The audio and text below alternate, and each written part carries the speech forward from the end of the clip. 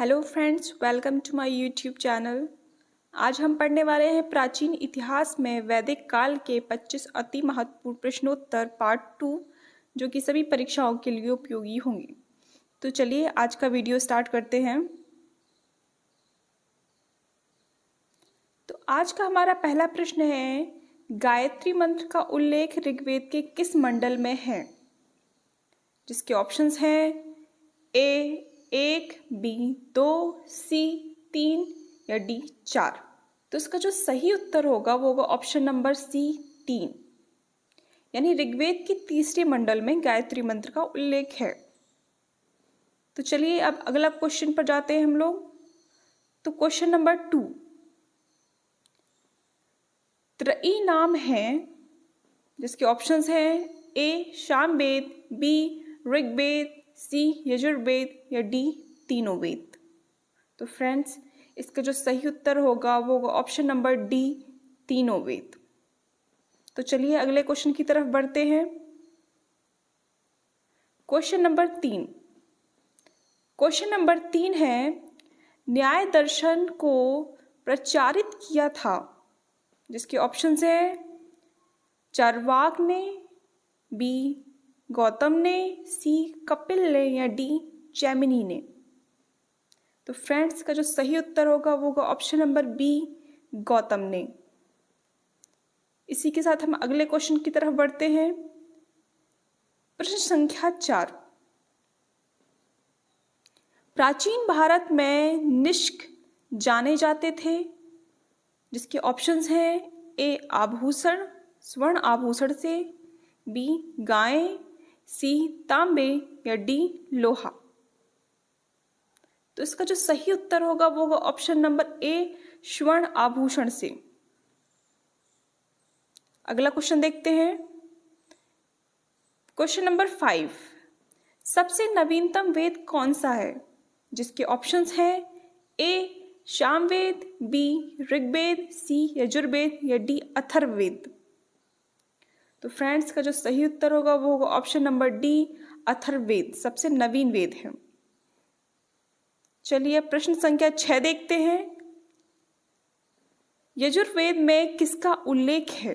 जिसके ऑप्शंस हैं ए यज्ञ, बी जादू, सी आयुर्वेद या डी संगीत। तो फ्रेंड्स इसका जो सही उत्तर होगा वो होगा ऑप्शन नंबर ए यज्ञ। अब अगला क्वेश्चन देखते हैं। क्वेश्चन नंबर 7 है, ऋग्वेद में कितने मंडल हैं? जिसके ऑप्शंस हैं ए 10, बी 12, सी 11 या डी 15। तो दोस्तों इसका जो सही उत्तर होगा वो होगा ऑप्शन नंबर ए 10, यानी ऋग्वेद में 10 मंडल हैं। इसी के साथ अगले क्वेश्चन की तरफ बढ़ते हैं। अगला क्वेश्चन है क्वेश्चन नंबर 8, भारतीय संगीत का जनक किस वेद को कहा जाता है? जिसके ऑप्शंस हैं ए सामवेद, बी ऋग्वेद, सी यजुर्वेद या डी अथर्ववेद। तो इसका जो सही उत्तर होगा वो होगा option number A Samaveda. Samaveda को भारतीय संगीत का जनक कहा जाता है। चलिए अगला क्वेश्चन देखते हैं। क्वेश्चन नंबर 9, ऋग्वेद की सबसे पवित्र नदी किसे कहा गया है? जिसके ऑप्शंस हैं ए गंगा, बी यमुना, सी सरस्वती या डी ब्रह्मपुत्र। तो फ्रेंड्स का जो सही उत्तर होगा वो होगा ऑप्शन नंबर सी सरस्वती। चलिए अगले क्वेश्चन की तरफ बढ़ते हैं। क्वेश्चन नंबर 10, निम्नलिखित में से किसे प्रस्थान त्रयी में शामिल नहीं किया गया है? जिसके ऑप्शंस हैं ए उपनिषद, बी गीता, सी ब्रह्म सूत्र या डी मनुस्मृति। तो इसका जो सही उत्तर होगा वो होगा ऑप्शन नंबर डी मनुस्मृति। अब अगला क्वेश्चन नंबर 11 देखते हैं। क्वेश्चन नंबर 11 है, ऋग्वेद का कौन सा मंडल पूर्णतः सोम को समर्पित है? जिसके ऑप्शंस हैं ए पांचवा, बी नौवा, सी तीसरा या डी पहला। तो दोस्तों इसका जो सही उत्तर होगा वो होगा ऑप्शन नंबर बी नौवा।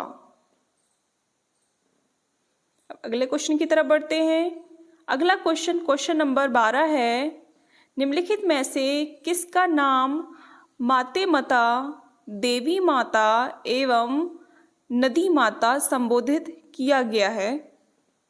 इसके ऑप्शंस हैं ए सिंधु, बी सरस्वती, सी तिस्ता या डी यमुना। तो इसका जो सही उत्तर होगा वो होगा ऑप्शन नंबर बी सरस्वती। अब क्वेश्चन नंबर 13 पर आते हैं। क्वेश्चन नंबर 13 है, ऋग्वेद वैदिक काल के सर्वाधिक लोकप्रिय देवता कौन थे? जिसके ऑप्शंस हैं ए इंद्र, बी सोम, सी अश्विन या डी प्रजापति। तो इसका जो सही उत्तर होगा वो होगा option number A Indra. Question number 14 है, यज्ञ संबंधी विधि विधान का पता चलता है? जिसके ऑप्शंस हैं ए अथर्ववेद, बी सामवेद, सी यजुर्वेद या डी उपनिषद। तो इसका जो सही उत्तर होगा वो होगा ऑप्शन नंबर सी यजुर्वेद। प्रश्न संख्या 15 है, आरंभिक वैदिक साहित्य में सर्वाधिक वर्णित नदी है? जिसके ऑप्शंस हैं ए सिंधु, बी शतुर्दी या सी सरस्वती या डी गंगा। तो फ्रेंड्स का जो सही उत्तर होगा वो होगा ऑप्शन नंबर सी सरस्वती। चलिए अगले क्वेश्चन की तरफ बढ़ते हैं। क्वेश्चन नंबर 16 है, निम्नलिखित में से एक वैदिक साहित्य में किस स्त्री का उल्लेख मिलता है? जिसके ऑप्शंस हैं लोपामुद्रा, बी गार्गी, सी लीलावती या डी सावित्री। तो फ्रेंड्स इसका जो सही उत्तर होगा वो होगा ऑप्शन नंबर ए। चलिए अगला क्वेश्चन देखते हैं। Question number 17। क्वेश्चन नंबर 17 है, रावी नदी का वैदिक नाम क्या है? जिसके ऑप्शंस हैं ए परुष्णी, बी चंद्रभामा, सी अर्चिकिया या डी शतुदी। तो इसका जो सही उत्तर होगा वो होगा ऑप्शन नंबर ए परुष्णी। चलिए अब क्वेश्चन नंबर 18 देखते हैं। क्वेश्चन नंबर 18 है, उत्तर वैदिक काल के सर्वाधिक लोकप्रिय देवता कौन थे? जिसके ऑप्शंस हैं ए इंद्र, बी सोम, सी अश्विन या डी प्रजापति। तो इसका जो सही उत्तर होगा वो होगा ऑप्शन नंबर डी प्रजापति। अगले क्वेश्चन की तरफ बढ़ते हैं। क्वेश्चन नंबर 19 है, उपनिषद निम्न नाम से जाना जाता है? जिसके ऑप्शंस हैं ए वेद, बी पुराण, सी वेदांत या डी गीता। तो फ्रेंड्स का जो सही उत्तर होगा वो होगा ऑप्शन नंबर सी वेदांत। क्वेश्चन नंबर 20 है, वैदिक काल में पणि किसे कहा जाता था? जिसके ऑप्शंस हैं ए जिनका व्यापार पर नियंत्रण था, बी पशु चरवाहे, सी ग्वाले या डी कृषक। तो फ्रेंड्स का जो सही उत्तर होगा वो होगा ऑप्शन नंबर ए जिनका व्यापार पर नियंत्रण था उन्हें पणि कहा जाता था। क्वेश्चन नंबर 21 है, निम्नलिखित रूप से कौन सा वेद आंशिक रूप से गद्य है? जिसके ऑप्शंस हैं ए ऋग्वेद, बी सामवेद, सी अथर्ववेद या डी यजुर्वेद। तो इसका जो सही उत्तर होगा वो होगा ऑप्शन नंबर डी यजुर्वेद। चलिए क्वेश्चन नंबर 22 देखते हैं। क्वेश्चन नंबर 22 है, निम्नलिखित में से कौन एक अष्टांग योग का अंश नहीं है? जिसके ऑप्शंस हैं ए मनुस्मृति, बी प्रत्याहार, सी ध्यान या डी धारणा। तो फ्रेंड्स का जो सही उत्तर होगा वो होगा ऑप्शन नंबर ए मनुस्मृति। अगले क्वेश्चन की तरफ बढ़ते हैं। क्वेश्चन नंबर 23, सत्यमेव जयते किस उपनिषद की उक्ति है? जिसके ऑप्शंस हैं ए मंडकोपनिषद, या बी कठोपनिषद या सी केनोपनिषद या डी छंदोग उपनिषद। तो दोस्तों इसका जो सही उत्तर होगा वो होगा ऑप्शन नंबर ए, और ये बहुत ही इंपॉर्टेंट क्वेश्चन है। चलिए अब अगले क्वेश्चन की तरफ बढ़ते हैं। क्वेश्चन नंबर 24, भगवत गीता अंश है जिसके ऑप्शंस हैं ए कर्मयोग, बी ज्ञान योग, सी भक्ति योग या डी महाभारत। तो इसका जो सही उत्तर होगा वो होगा ऑप्शन नंबर डी महाभारत। चलिए अब हम लास्ट क्वेश्चन देखते हैं आज का।